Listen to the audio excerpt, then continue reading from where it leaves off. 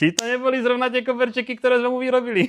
Tých príhod je veľmi veľa, niektoré tu nemôžem povedať, pozdravujem, viete prečo.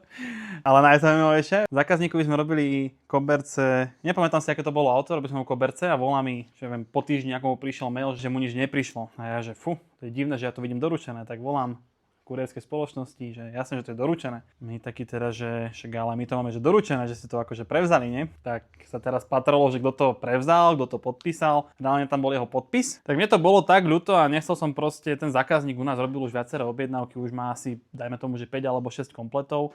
A bol taký nahnevaný, tak si hovorím, že viete čo, že kašlem na to, že proste nejako to vymyslíme, niečo to poriešime, nejako proste dáme to nejak dokopy. A už som bol taký, že teda, že vyrobíme mu to, že za polovičnú cenu, že proste šajbneme sa pol na pol. A zrazu mi kamarát posiela, že na bazoši niekto predáva koberčeky do auta.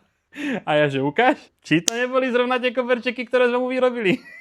Tak som teda pánovi telefonoval, samozrejme vedel, kto to bol. Hold, všetci máme nejaké osoby okolo seba, ktorým dôverujeme a úplne sa nedá dôverovať podľa všetkého. Takže pán tam vyšiel, zistil, kto to je a vysvetlili si to chlapsky, že vraj nebol som tam, neviem, a problém bol vyriešený, no.